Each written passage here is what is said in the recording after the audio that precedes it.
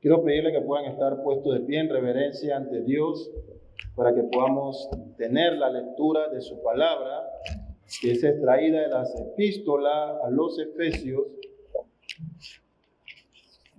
capítulo 2.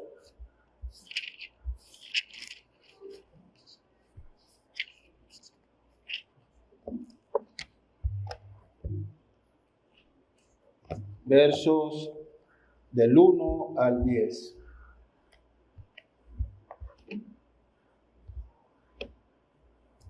Dice así la palabra de Dios. Y Él os dio vida a vosotros cuando estabais muertos en vuestros delitos y pecados, en los cuales anduvisteis en otro tiempo, siguiendo la corriente de este mundo, conforme al príncipe de la potestad del aire, el espíritu que ahora opera en los hijos de desobediencia, entre los cuales también todos nosotros vivimos en otro tiempo, en los deseos de nuestra carne, haciendo la voluntad de la carne y de los pensamientos, y éramos por naturaleza hijos de ira, lo mismo que los demás. Pero Dios, que es rico en misericordia, por su gran amor con que nos amó, aun estando nosotros muertos en pecado, nos dio vida juntamente con Cristo, por gracia sois salvos. Y juntamente con Él nos resucitó, y asimismo nos hizo sentar en los lugares celestiales con Cristo Jesús, para mostrar en los siglos venideros la abundante riqueza de su gracia en su bondad para con nosotros en Cristo Jesús. Porque por gracia sois salvos, por medio de la fe, y esto no de vosotros, pues es don de Dios, no por obras, para que nadie se gloríe. Porque somos hechura suya, creados en Cristo Jesús para buenas obras, las cuales Dios preparó de antemano para que anduviésemos en ellas. Oremos.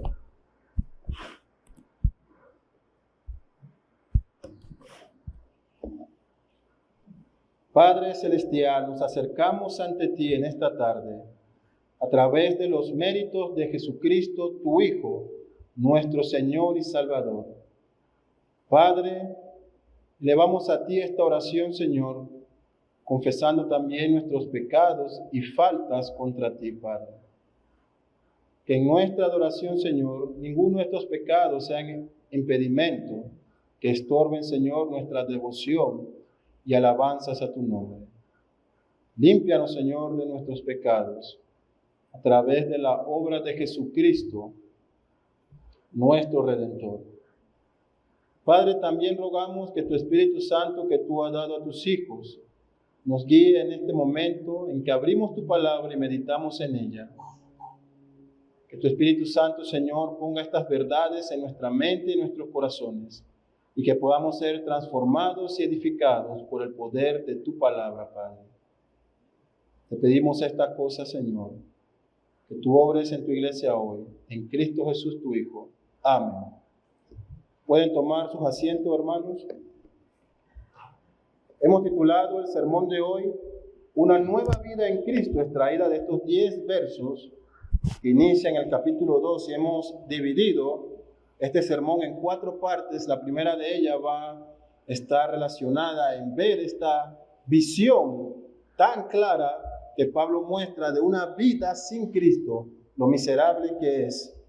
Luego vamos a ver cómo Dios tiene que intervenir en el transcurso de la vida de cada uno de nosotros, como de la iglesia en Éfeso, para libertarnos de nuestros pecados. Pasando a un tercer punto que muestra cómo la obra de salvación es exclusivamente una obra de Dios y que tiene como propósito entonces que caminemos en esta nueva vida en Cristo de acuerdo a la voluntad de Dios. Una de las cosas que está ocurriendo en el contexto de esta carta es este hecho de que el Imperio Romano gobernaba por todas las naciones de Asia Menor, Europa, África y lo que hoy conocemos como Medio Oriente.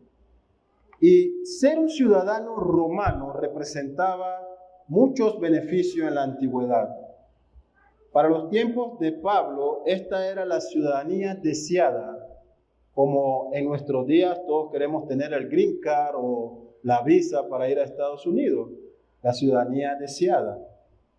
Todos querían ser ciudadanos romanos porque Roma era el imperio gobernante y ser romano ofrecía beneficios que ninguna otra ciudadanía de aquella época podía dar. Te daba un estatus alto en la sociedad, te daba el derecho de poder poseer tierras, de ser dueño de tierra, te permitía formar parte de la vida política del imperio romano y también enlistarte para servir en las gloriosas fuerzas militares de César, muy reconocidas en la antigüedad. Y sobre todo, uno de los beneficios muy importantes y más deseados era que podías tener el derecho a ser juzgado justamente por una corte romana y no como los bárbaros, decían los romanos. Así que, adicional a estas cosas, todo el derecho romano, la ley romana, imperaba en todas las provincias del imperio. Así que tener esta ciudadanía de ser romano era significativo para una persona. ¿Y cómo se hacía alguien ciudadano romano? ¿Cómo podría llegar a ser una persona parte del imperio o tener esta identidad de ser llamado romano? Los historiadores concuerdan que había 3 formas en que un individuo podía llegar a ser romano. La primera de ellas, pues obviamente, era haber nacido en el imperio, en algunas de estas provincias gobernadas por Roma, así que por nacimiento. Otra era por concesión o adquirirla a través de un precio. Y la última, la manumisión, que era aquella ciudadanía que otorgaba el emperador a esclavos o siervos que no siendo romanos habían sido tan fieles que se merecían el premio de ser hombres libres y llamarse ciudadanos romanos. Y para que usted entienda un poco en esta introducción de la importancia que esta ciudadanía tenía, nótese en Hechos 22, 24 al 28, Pablo es arrestado allí y es mandado a ser azotado. Inmediatamente, después de haber sido arrestado, el tribuno dice: azótenlo. Pero mientras estos captores se preparan para azotar, Pablo hace una advertencia. Le dice a estas personas: es lícito azotar a un ciudadano romano sin haber sido juzgado. El texto dice que inmediatamente quienes iban a afligirlo se separan de él y van ante el tribuno y le informan diciendo: ¿qué vas a hacer con este hombre? Porque es romano. Si usted lee en su casa Hechos 22, verso 24 en adelante, va a ver cómo este tribuno se acerca a Pablo y le dice: ¿eres romano? Y el tribuno le pregunta a Pablo: ¿tú eres romano? Porque a mí, dice el tribuno, a mí esta ciudadanía me ha costado mucho. Así que nos da a entender que él la adquirió por concesión, por un precio. Me ha costado mucho a mí ser romano. Pero Pablo responde: pero yo la tengo por nacimiento. Y el texto dice que inmediatamente fue libertado porque la ley romana prohibía que un hombre fuera azotado, castigado sin haber sido enjuiciado. Y haber aplicado, aún haber atado a un ciudadano romano, representaba para este tribuno y sus captores un peligro muy fuerte de perder su posición. Así que en aquella época todos querían ser ciudadanos romanos, todos querían ganar ese derecho, todos querían comprarlo, adquirirlo de cualquier forma para poder recibir todos los beneficios que conllevaba esta ciudadanía civil, este nuevo estatus. Todos anhelaban esta ciudadanía porque venía acompañada de la paz romana y de una nueva vida. Ahora Pablo aborda esta carta a los Efesios y en el capítulo 1 Pablo ha mostrado cuán grande, cuán mayores beneficios ha recibido el creyente en esta nueva vida en Cristo. Si usted recuerda los versos 3 al 7, Pablo dice: bendito sea el Dios y Padre de nuestro Señor Jesucristo, que nos ha bendecido con toda bendición espiritual en los lugares celestiales en Cristo. Y Él nos ha escogido, dice Pablo, antes de que el mundo fuera hecho, para hacernos santos y sin manchas delante de Él.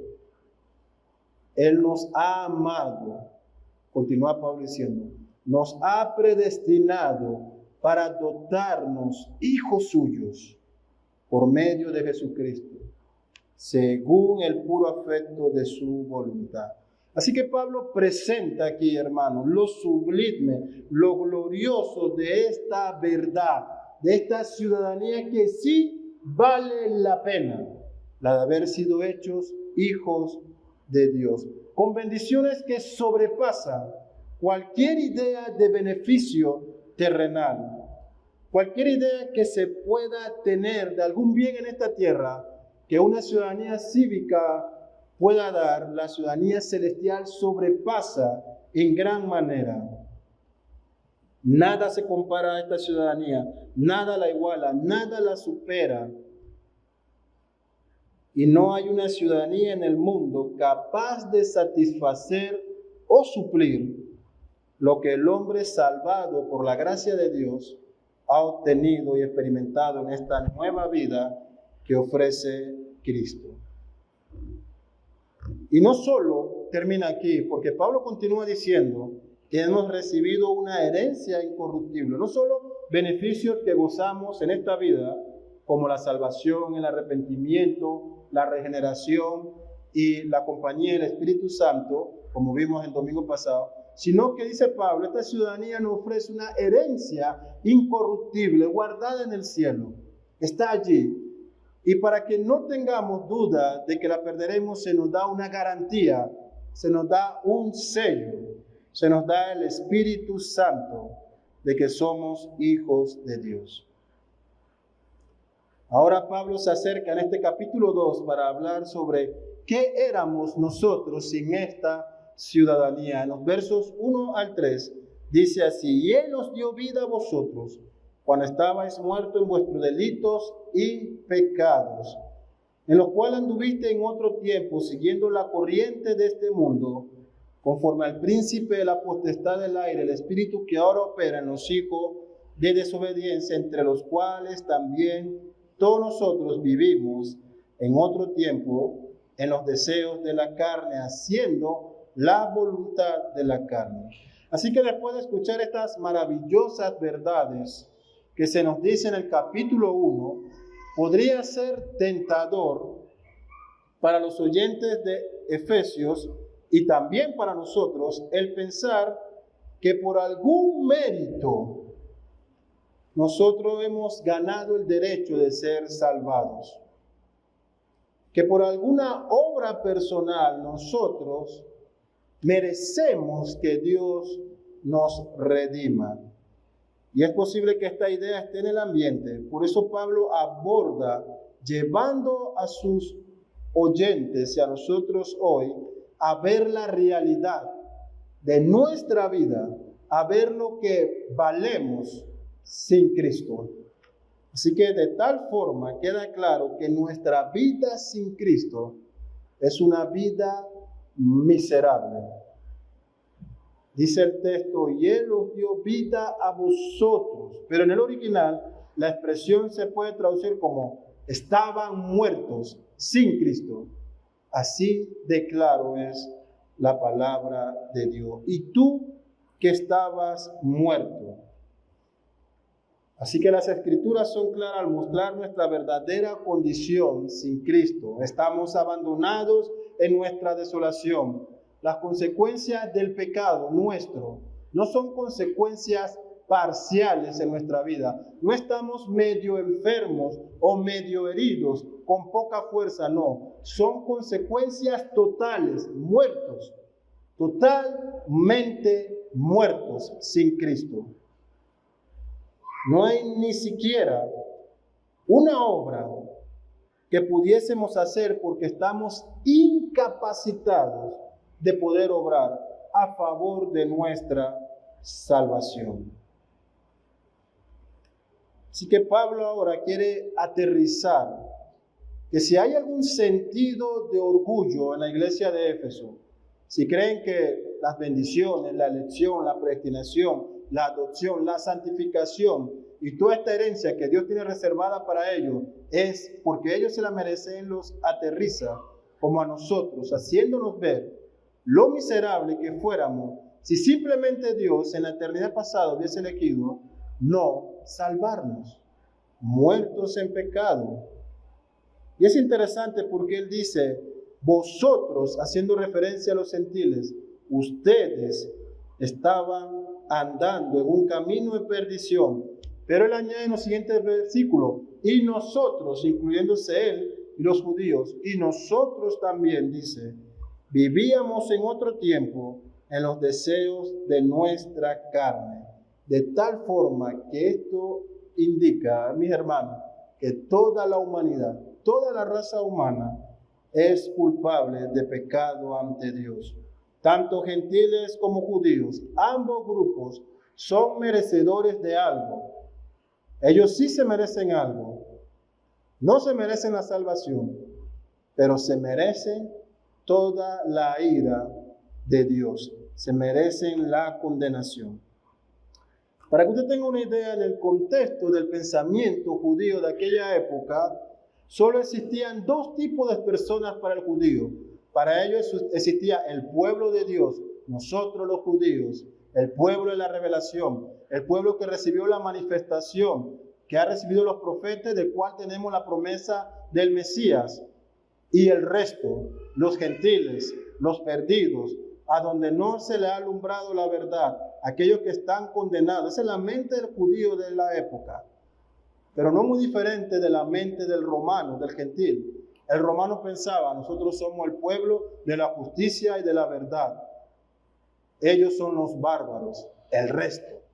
Sin embargo, mis hermanos, tanto gentiles como judíos, ambos, sin exclusión alguna, merecen condenación. Estaban muertos en sus delitos, en su pecado, al igual que cada uno de nosotros, y que cada persona sin Cristo está muerta en sus delitos, en su pecado. Y Pablo lo dice claramente en Romanos 3:23, por cuanto todos han pecado, están destituidos de la gloria de Dios.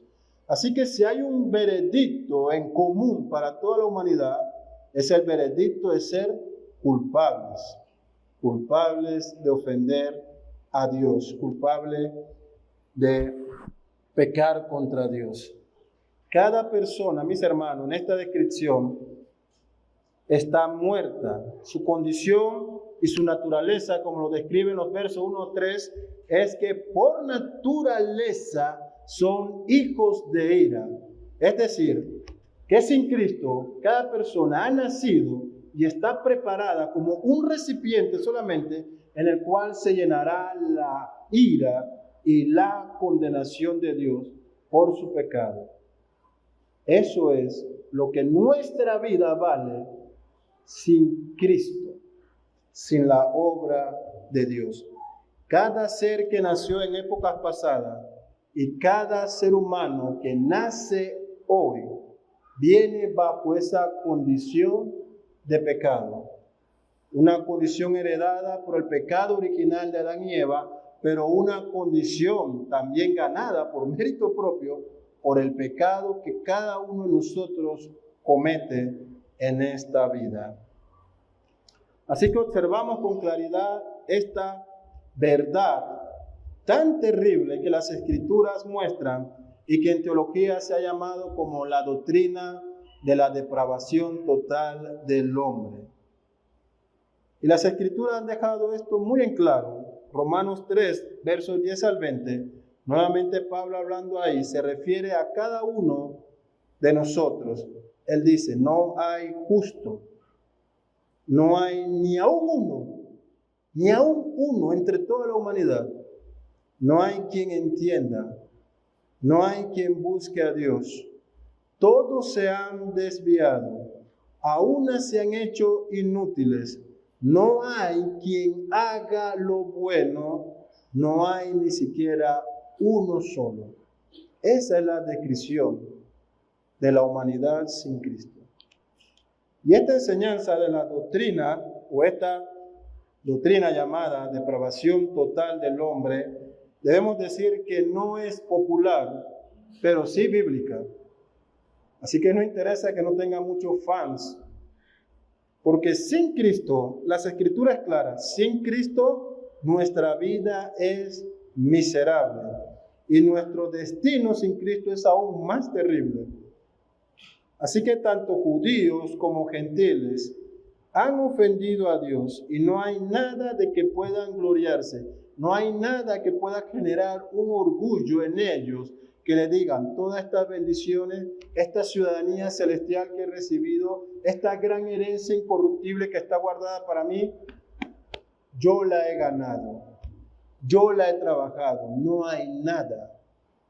Y ni aún para nosotros, tampoco hay nada que pueda llevarnos a tener un orgullo de que somos cristianos por mérito propio. Pero esta terrible noticia, mis hermanos, tiene una esperanza, como vamos a ver ahora en esta libertad que se nos ha dado en Cristo. Y leemos en los versos 4 al 7. Pero Dios, que es rico en misericordia por su gran amor, con que nos amó, aun estando nosotros muertos en pecado, nos dio vida juntamente con Cristo. Por gracia sois salvos. Y juntamente con Él nos resucitó y asimismo nos hizo sentar en lugares celestiales con Cristo Jesús, para mostrar en los siglos venideros las abundantes riquezas de su gracia en su bondad para con nosotros en Cristo Jesús.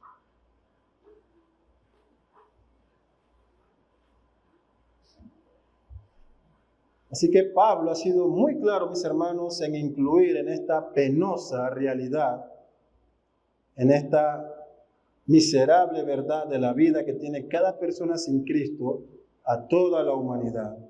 Él ha dicho en los versos del 1 al 3, que ninguno ha merecido la misericordia de Dios, que todos están muertos en sus pecados, que somos objetos de la ira de Dios, que no hay nada que por nuestras fuerzas nos libre de esta terrible condición. No importa si eres un gentil o eres un judío levita del orden sacerdotal. No importa si naciste en un hogar cristiano o si desde pequeño has creído en el Señor Jesucristo. Si no eres salvo, si no has experimentado una verdadera salvación, estás muerto en tu pecado y no hay nada que puedas hacer. Pero Dios, dice Pablo, en el verso 4, pero Dios, y alabado sea que este pero bendito existe, porque si no fuera que Dios interviene en nuestra vida, hermanos, serían muchas malas noticias las que tendríamos que seguir anunciando. Pero Dios dice que en nuestra terrible necesidad ha venido a rescatarnos, no porque lo merecemos o lo hayamos ganado, sino porque, dice Pablo, porque Él es misericordioso. No porque nuestra condición tan terrible lo movió y lo entristeció que Él, ni modo, tengo que ir a salvarlo. Ni siquiera por eso. Sino porque Él se reserva un testimonio de misericordia ante este mundo caído. La historia bíblica, mis hermanos, da testimonio de Dios desde el mismo huerto de Edén hasta el fin de los tiempos, en Apocalipsis, actuando con el propósito de rescatar a un pueblo. Porque terrible, mis hermanos, fue la caída de Adán y Eva, pero Dios intervino proveyendo redención.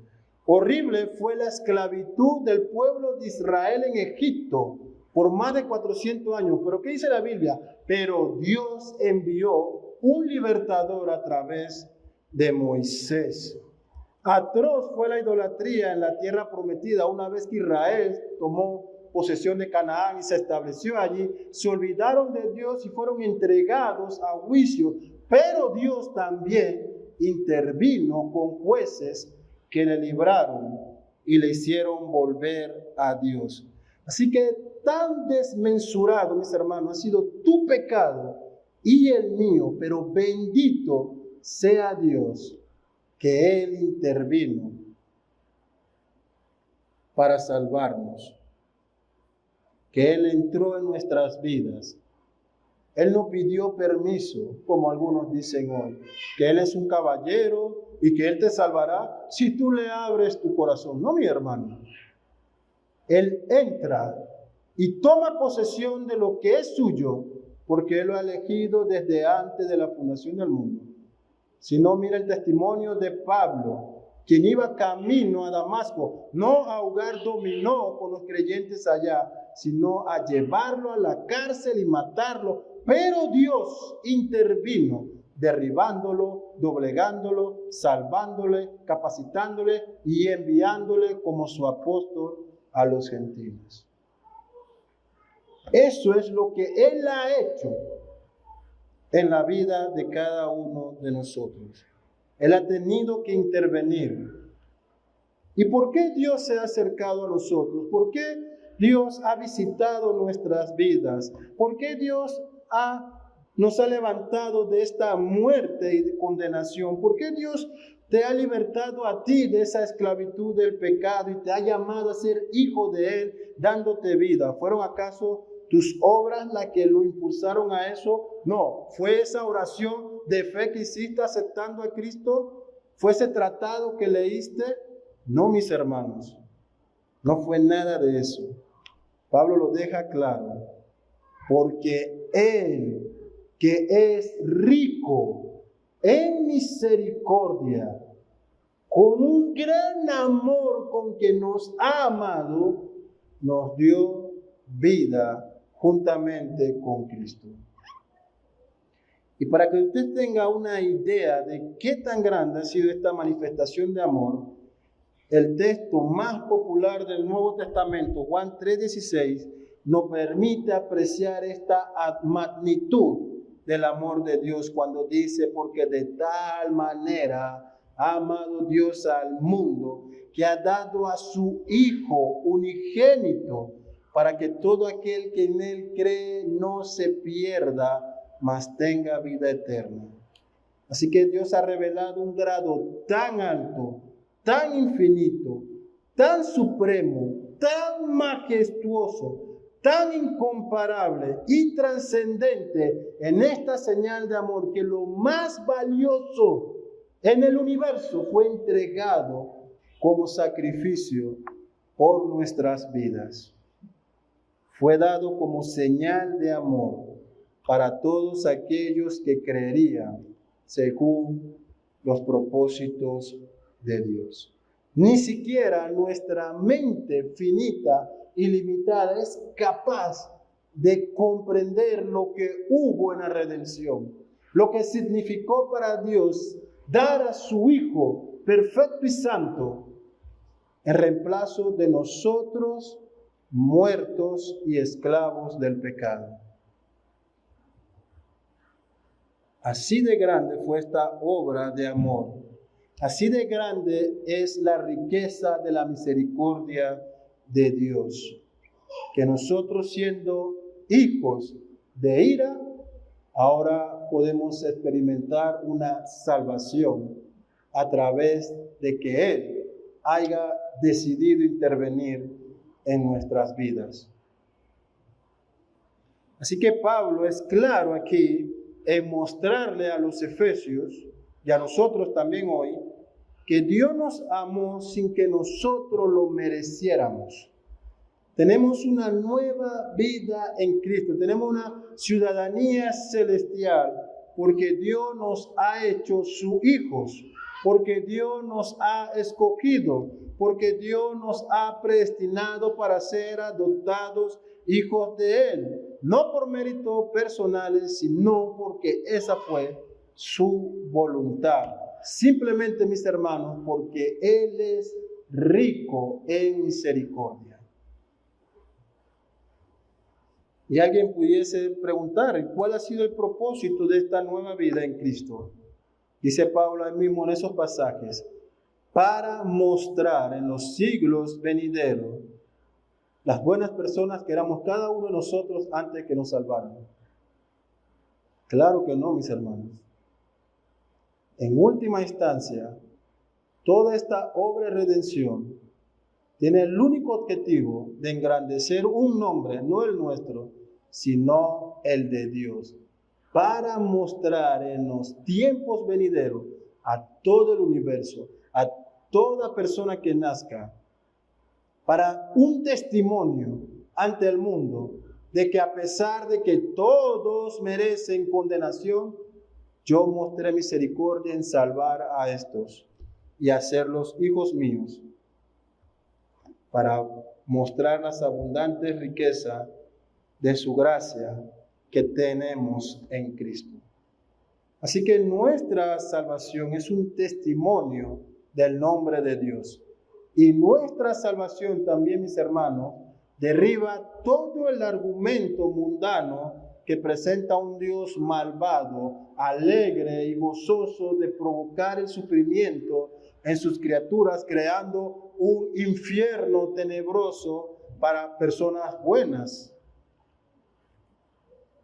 ¿Por qué lo derriba, mis hermanos? Porque nuestra salvación revela que merecíamos ser condenados. Lo hemos ganado. Si hay algo que hemos ganado por nuestro mérito, es el infierno.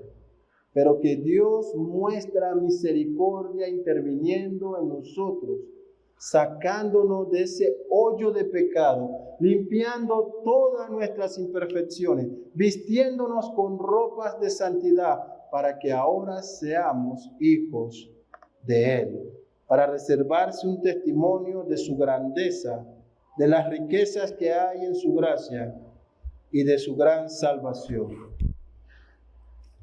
Spurgeon comenta algo sobre este texto. Él dice, el propio Dios ha tratado con nosotros, nos ha levantado de los muertos. Él nos creó al principio, Él nos ha creado de nuevo.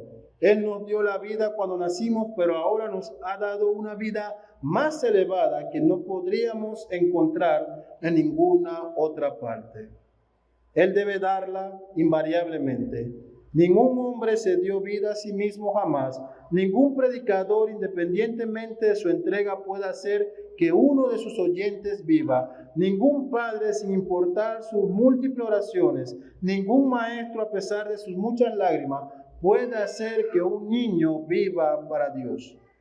Y Él os dio vida a vosotros, es cierto, para todos aquellos que han recibido la vida. Es una chispa divina, una luz del grandioso sol central de luz, el gran Padre de las luces. Es una salvación obrada por Dios.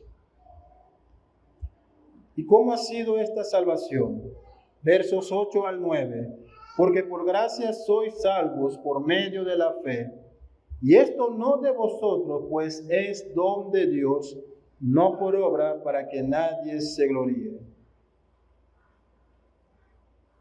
Así que si había alguna esperanza de orgullo entre los efesios, y si hay alguna chispa de orgullo entre nosotros hoy, Pablo la deshace aquí. Queda totalmente ya destruida. Totalmente desechado. Él confirma nuevamente aquí lo que ha dicho en los versos anteriores y en el capítulo 1. Hay una salvación y es una salvación obrada por Dios, no por los hombres. Es por su gracia. Todo el aspecto en la obra redentora que es aplicado al creyente es por gracia, no merecido, sino por gracia. Esta nueva vida es un fruto de la gracia de Dios. El permanecer en la fe redentora es un fruto de la gracia de Dios. El andar en santidad y perseverar ante las aflicciones es un fruto de la gracia de Dios.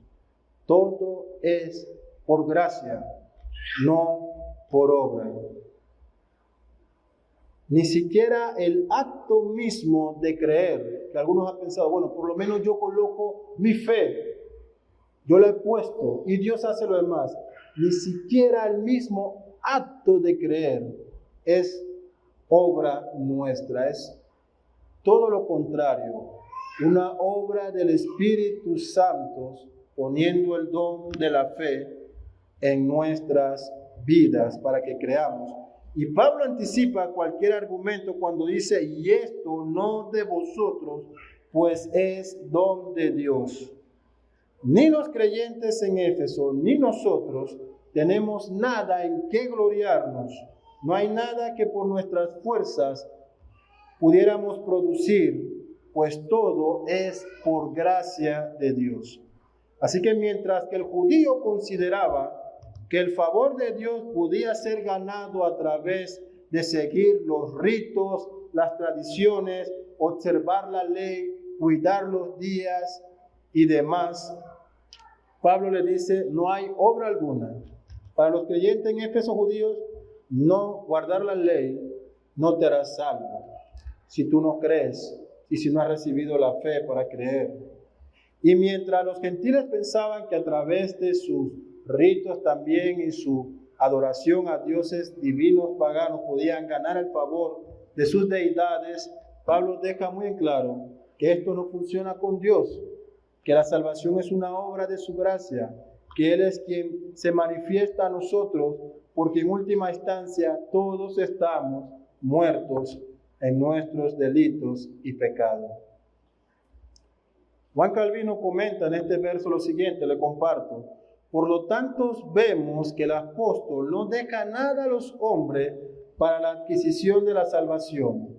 En estas tres frases, no de vosotros, pues es don de Dios, no por las obras, abarca la sustancia de su larga discusión que ha dicho en las epístolas a los romanos y a los gálatas, que la justicia no viene de la misericordia, que la justicia nos viene de la misericordia de Dios solamente y se nos ofrece en Cristo por el Evangelio y es recibido por la sola fe sin el mérito de obra alguna.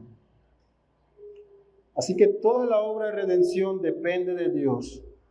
En el capítulo 1 de Efesios se nos muestra a toda la Trinidad actuando en esta redención. El Padre está escogiendo a quien hacer objeto de su gracia salvadora.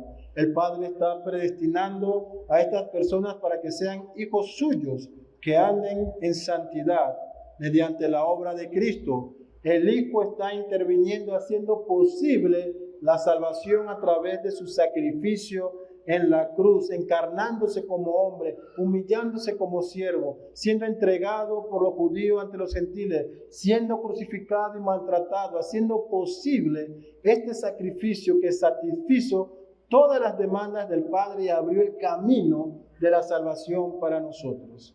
Y se nos muestra al Espíritu Santo aplicando todos estos beneficios en cada uno de los creyentes y dándonos este sello de su presencia en nosotros como garantía. Toda la redención depende de Dios.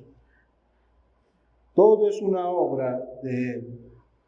¿Cómo siquiera podemos pensar que hay algo nuestro involucrado en la salvación?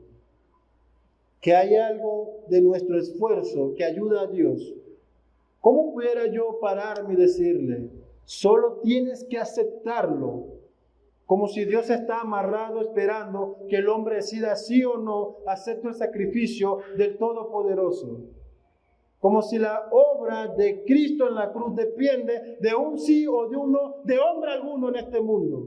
¿Cómo pudiéramos siquiera atrevernos a manifestar algo tan herético, contrario a las Escrituras? Como si fuera un caballero que está fuera de la puerta, tocando tu corazón, pero Él no abrirá, porque más fuerza tiene el hombre que Dios. Así de tan bajo hemos tratado y se trata la obra de redención en muchas iglesias hoy y por muchos cristianos. Toda la obra depende de Dios. Él no pide permiso para salvar a nadie. Él salva de acuerdo a su voluntad perfecta. Él lo hace según sus propósitos. Así que tanto judíos como gentiles en Éfeso, ambos han sido salvados por gracia, no por obra. No hay nada en esta iglesia que un miembro de Éfeso pudiera usar para gloriarse.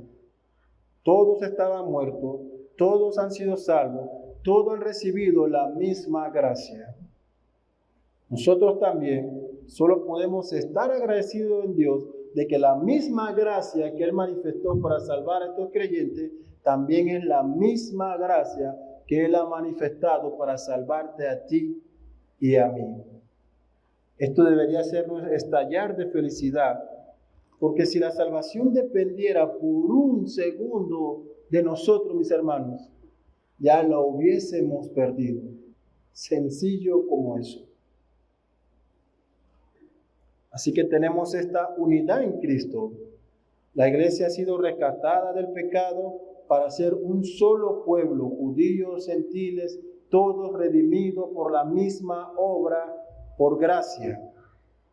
No hay nada en esta iglesia que pudiese llevar a algún miembro a menospreciar a otro. Todos son elegidos, predestinados, rescatados bajo la misma obra de salvación.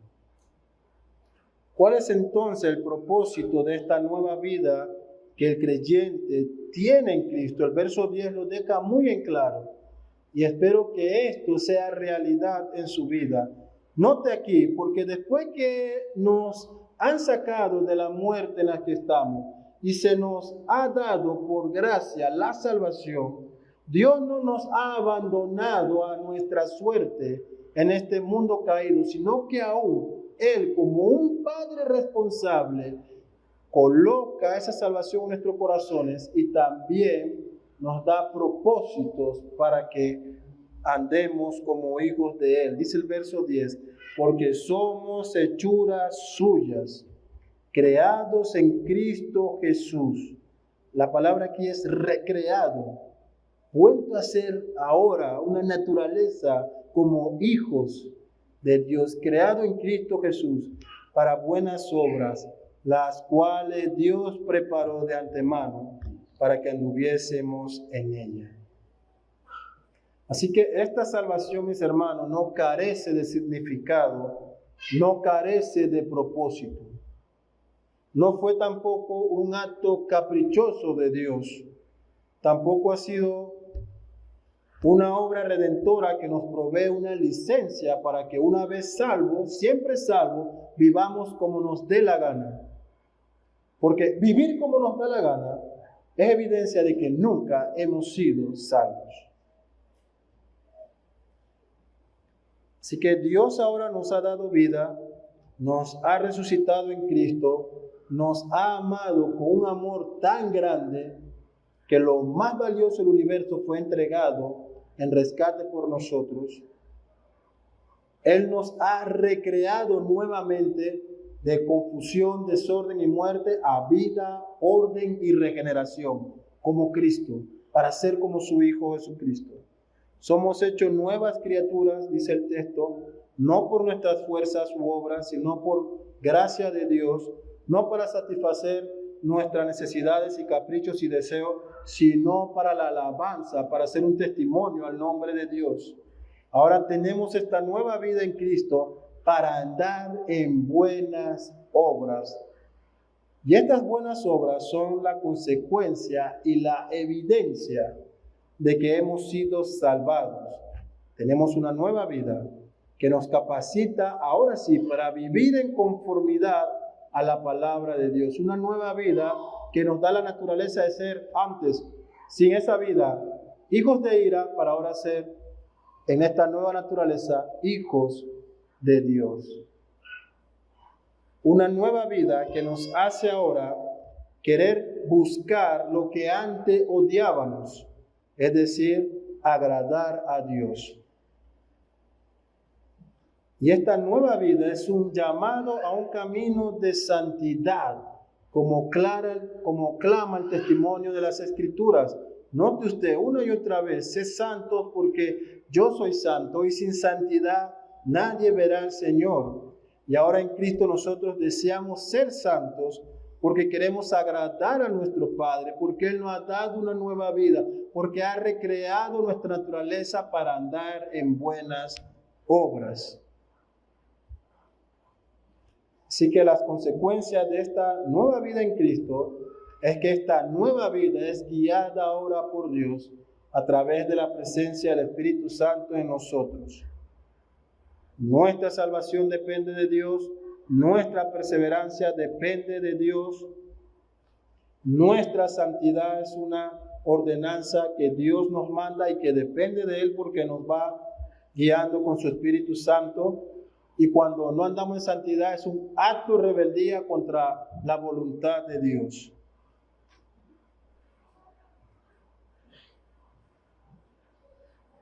Así que este es los beneficios de esta ciudadanía que no se compara a nada que algo terrenal pueda darnos.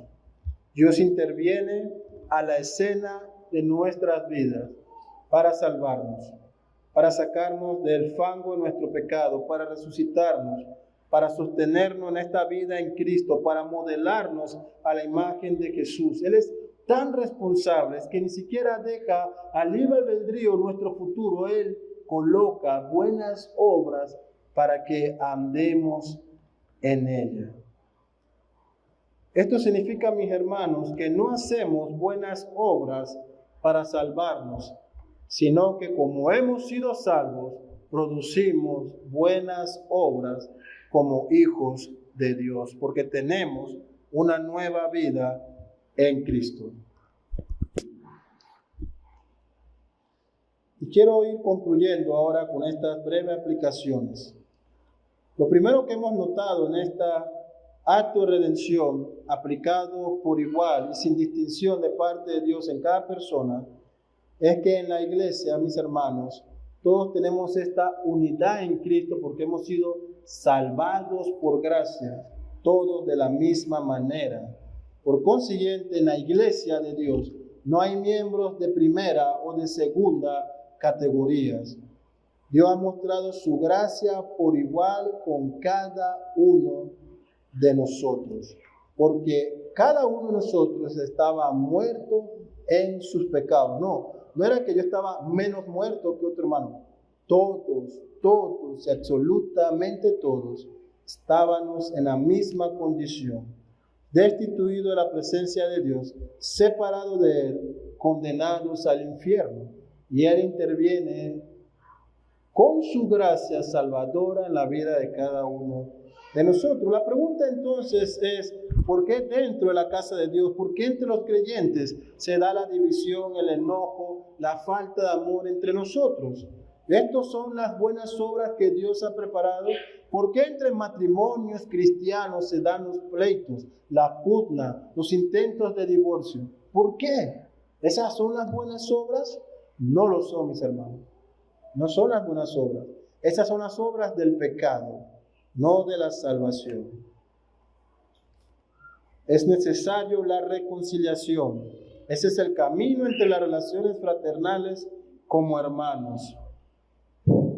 Para aquellos que aún no han creído, que siguen todavía llevando el estilo de vida alejado de Dios, debo decirle que ninguna de tus obras te va a poder salvar. No vas a poder ganar el favor de Dios. No vas a poder convencerlo en el último minuto, del último día, de tu último mes, de tu último año en esta vida. No podrás.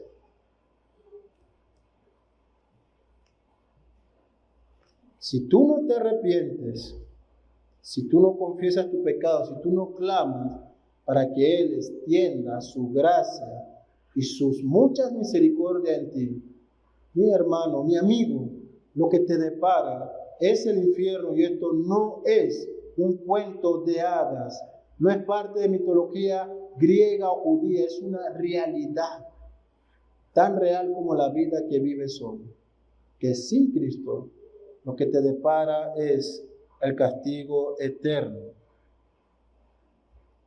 Solo tengo que preguntarte, ¿cuánto tiempo estarás en esta rebeldía contra Dios?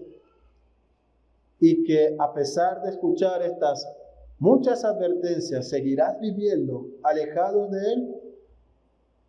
Te exhorto al arrepentimiento. Quiero concluir, mis hermanos, recordándonos lo que Pablo nos ha mostrado aquí a través de esta epístola a los Efesios.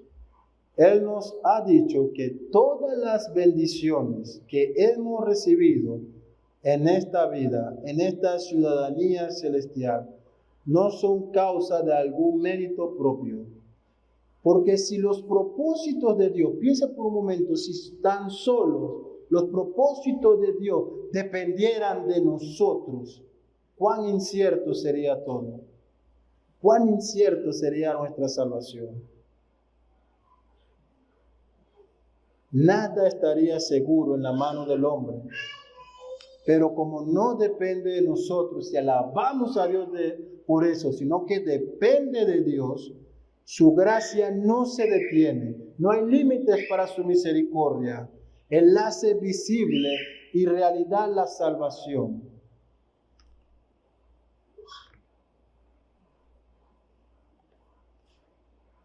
Por consiguiente, mis hermanos, el cuerpo de Cristo, la comunidad de redimidos, el pueblo de Dios, ha sido llamado a esta unidad en Cristo.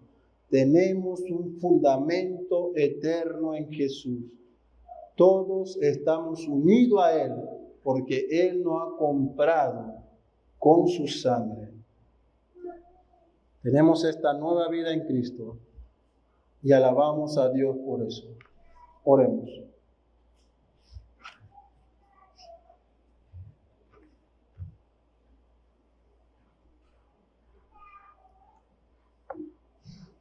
Oh Padre, gracias por haber intervenido en nuestras vidas. Gracias por no habernos abandonado en nuestros pecados, por mostrar misericordia cuando no la merecíamos, por extender tu mano de salvación cuando éramos rebeldes a ti. Padre, perdona nuestros pecados, porque aún habiendo recibido todos estos beneficios, ofendemos tu nombre, ofendemos a tus hijos, ofendemos tu palabra y tu iglesia, Señor, con nuestra rebeldía. Cuán necios somos. Ayúdanos, Señor, a poder andar en estas buenas obras que tú has preparado. Sosténnos, Padre, con tu mano poderosa y no nos abandones. Guíanos con tu Espíritu Santo a que podamos ir creciendo a la estatura de la medida de Jesucristo, tu Hijo. Padre, que esta tu iglesia de Balboa persevere en unidad a través de esta obra de salvación que tú has hecho en todos nosotros. Que nos aferremos a Cristo, Señor, como nuestra cabeza, Padre, hasta el día en que tú vengas a juzgar al mundo y a libertar a tu iglesia, Padre. Te rogamos estas cosas en Cristo Jesús, tu Hijo. Amén.